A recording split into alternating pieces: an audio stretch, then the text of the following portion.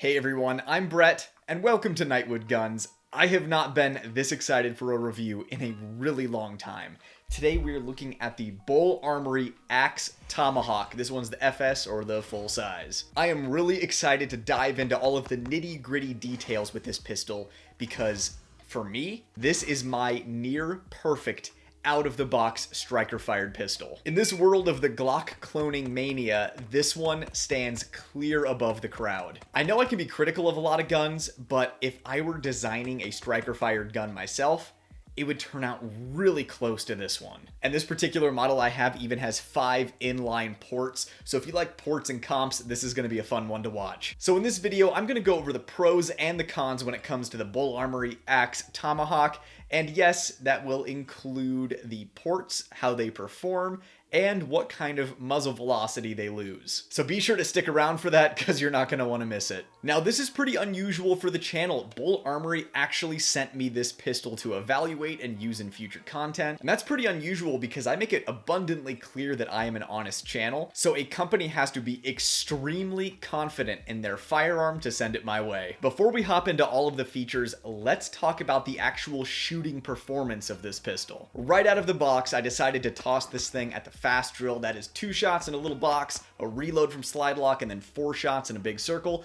all at 7 yards. An expert time is 5 seconds or under, and in just a couple of attempts, I got this in 4.5 seconds at my fastest time. Normally with a striker gun like this, if it's a Glock, I'm putting in a Johnny Glock's trigger. If it's an M&P, I'm putting in an Apex trigger. Then from there, it's magwells, extended controls, compensators reports. But Bul Armory configures this thing from the factory to be ready to shred. Getting into the features of the gun, let's start with this. What even is the Bul Armory Axe Tomahawk? Well, when the Glock Gen 3 patents expired, everybody jumped into the Glock cloning game, except for Bul Armory, who jumped into the Glock improving game. They looked at what everybody was doing to enhance and upgrade their Glocks, and they did it all at the factory for an extremely affordable price. And this is where I have to hop in and talk to my YouTube manual reviewer. This is the stock configuration of this gun. It came from the factory like this. There have been no modifications made to it, and I am not selling any firearms. Thank you. God forbid we confuse the Ministry of Truth. So this one is the full size, so it's Glock 17 size, and they do also make it in a Glock 19 size, more of a compact. Before we get into all of the little upgrades they did, my favorite feature of this is it has a 1911 grip angle. Now, Bul Armory has recently become one of my favorite manufacturers. As you know, I carry a Bul Armory SAS-2 TAC 4.25 every single day. And double stack 1911 and 2011 style pistols are the platform that I run most frequently. And whenever I'm shooting those or any other pistol on the planet, when I switch back to Glocks, I always have to do a few reps to readjust to the Glock grip angle. Not that it's bad, it's just different from everything else. And for me and many others, the 1911 grip angle points most naturally. So now we have a Glock with a 1911 grip angle. I'm a huge fan of this. Now, just in case it wasn't obvious, this gun does take Glock magazines. It comes with 2 off-brand Glock copy magazines that are branded Bul Armory. I didn't have any issues with those, but whenever I get a Glock clone, I always end up just shooting OEM Glock mags through it because I have a bunch and they are just extremely reliable. Oh no. What's this, YouTube? Is this allowed? Let's take a look. What does that say?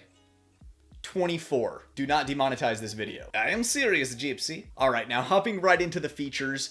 If you've watched my reviews before, you know that I am a stickler for stippling.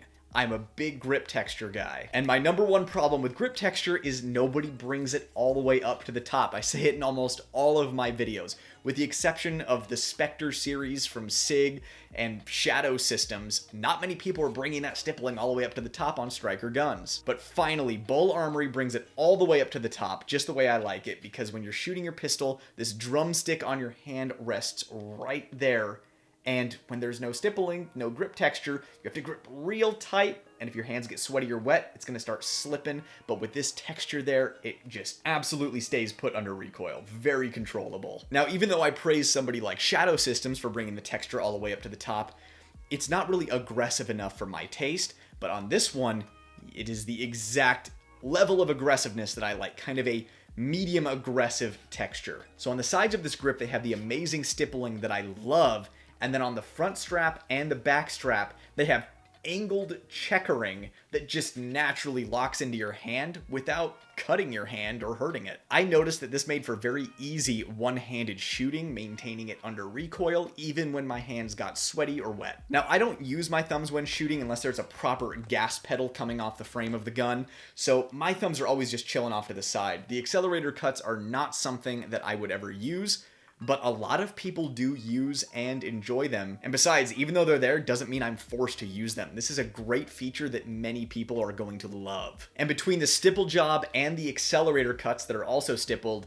that would be a significant upgrade cost if you were to just buy a stock Glock. Also, since we're on the grip, it has an extended beaver tail, so no slide bite on this thing. You can ride this thing high and rip and tear with it without worrying about your hand ripping or tearing. This pistol also features a proper optic cut. It is the Zev Brownell's cut with the two posts that go up, so be aware of that. And it is the RMR pattern, so this Holosun 507 comp went on there. No problem, no MOS plates. It is directly mounted. We also have a set of blacked out steel iron sights on here, no plastic sights. Now these are an extremely low co-witness, like a lower 1/10 co-witness with this 507 comp, which is exactly my preference, but if you're somebody who prefers a lower 1/3, just be aware of that. This also has a very deep undercut, so you can get a very high grip on this gun. Something else I love on this gun, it's a feature I think they're adding to their new SAS2 TAC series.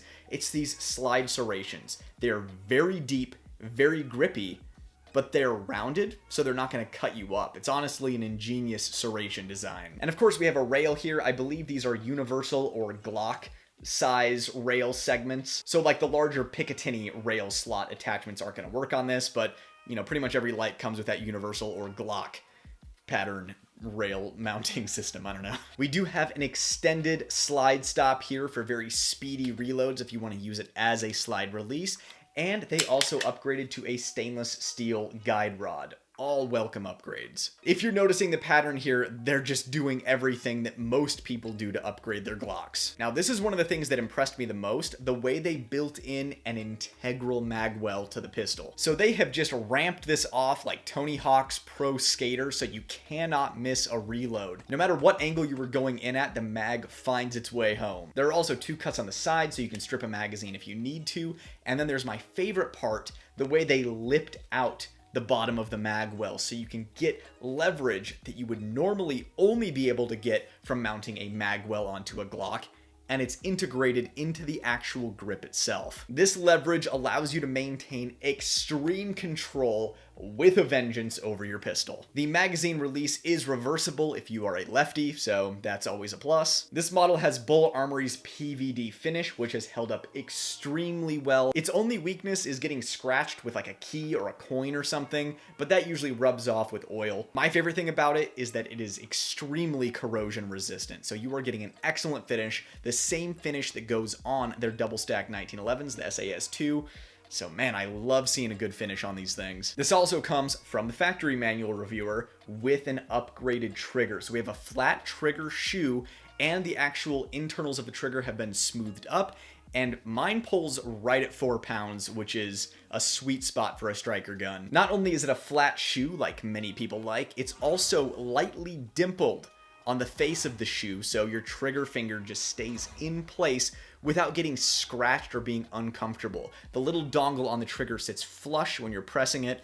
Overall, it's a great shoe design. Now, I asked Bul Armory about this, and they said that this Glock is completely Gen 3 Glock internal part compatible, with the only exception being the magazine release, because they had to redesign that from the ground up since they went with a 1911 grip angle. Now, there are a couple of points I need to touch on when it comes to the actual performance and reliability of the pistol. So first of all, these ports make this gun stupid soft shooting. Now, because it's a lightweight gun, it doesn't necessarily shoot extremely flat, but the way they've done the ports in this make it flatter shooting, but mostly extremely soft shooting. Like, this is a hilarious gun to shoot because it almost feels like airsoft. Granted, extremely loud airsoft with a fire-breathing dragon on the top of the barrel. Now, we are still in the pros category of the review, and the major pro with these ports is that not all ports or porting is created equal. And I have had problems in the past with ported barrels losing accuracy. Well, I don't know what kind of black magic they're doing over at Bul Armory. When I was zeroing this gun, I shocked myself cutting a one-hole group because I was expecting accuracy to suffer due to the ports, because that's the pattern I've seen in the past. So this is extremely accurate. One of the most accurate striker guns from the bench I have shot, and the tolerances are extremely tight on this thing. Definitely puts T-Sauce to shame. You know what's funny? When Bul Armory striker gun has tighter tolerances than T-Sauce 1911s and double stack 1911s. But yeah, this gun ran 100% reliably over 1,000 rounds, and that does include my defensive rounds, Federal HST 124 plus P, and those plus Ps really work these ports. It almost feels flatter shooting with the plus P ammunition. Now, I can never really talk about costs in these videos because they always end up getting flagged because YouTube thinks I'm trying to sell something. If you want a striker gun with all of the upgrades, no fuss from the factory, this is the way to go. And you can get it without the ports if they're not your bag. Who is crashing a fucking airplane outside at 11 o'clock at night? Now that I've gushed over all of the pros, clearly I'm a big fan of this pistol, it's time to hop into the negatives and the cons. Now, if you're enjoying this video, be sure to check the links in the description below. That's going to be where you can support the channel, you know, buying my books, checking me out on Patreon. But a big thank you to the channel sponsor, DPM Systems, that make recoil reduction systems for firearms. I actually helped them out with dimensions and was testing the prototype for the Bul Armory Axe series of pistols. And while the Tomahawk is perfect from the factory, every handgun I have ever fired has benefited from a DPM system. The DPM system uses a progressive spring system in the recoil spring assembly. That way it cushions the slide to the rear and ensures it goes fully into battery, all offering a smoother shooting experience to make faster follow-up shots easier to keep on target. I reviewed this product and was a huge fan of it before they were ever a sponsor of the channel. So be sure to head over to DPM Systems website. That is a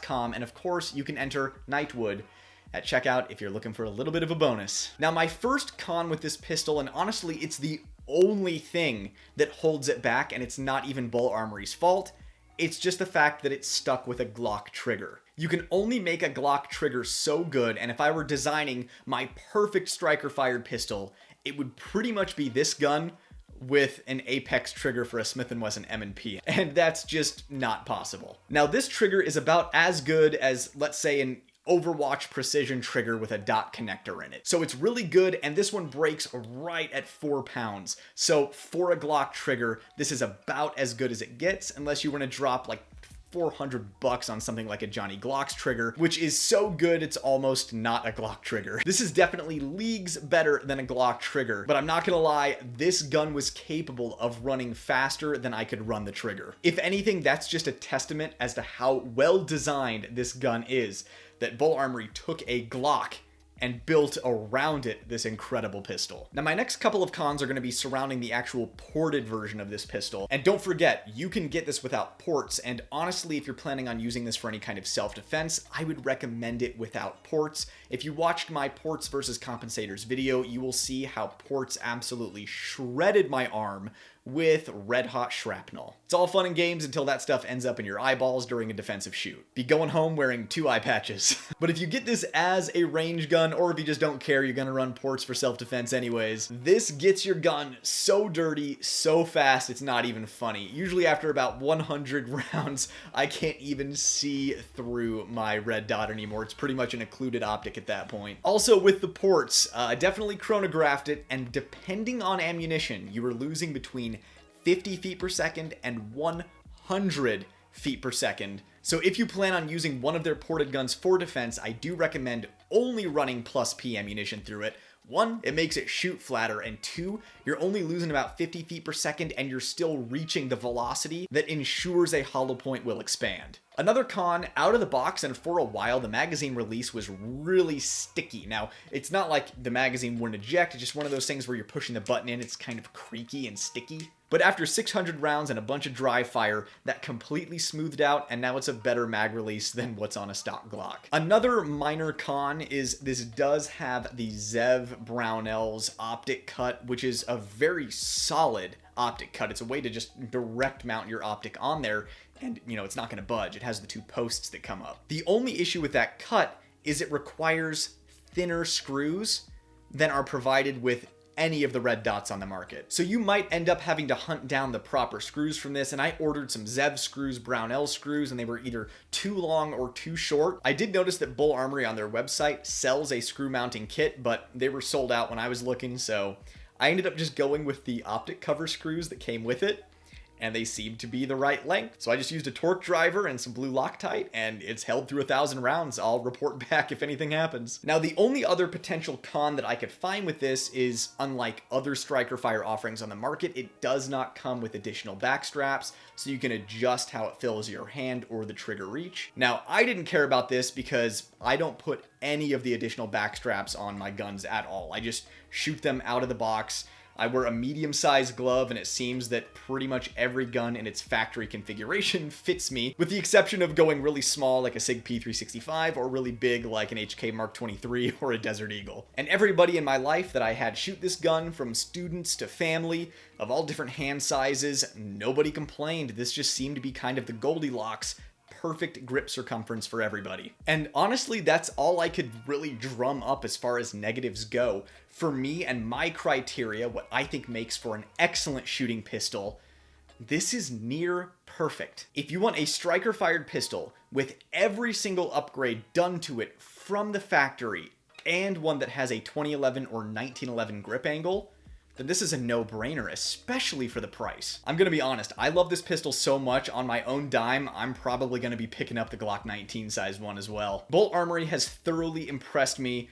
Just last year, I had never touched a Bul Armory in my life, and now I carry one every single day, and they are quickly turning into one of my favorite manufacturers. I cannot wait for their new updated SAS2 TAC series of double stack 1911s, and this pistol definitely gets the Nightwood Guns stamp of approval. Bul Armory was extremely confident that this Tomahawk would deliver on an honest channel, and I gotta say, they were right. Well, I hope you enjoyed today's video, everyone. It was so great seeing you guys again, and I'll see you in the next video.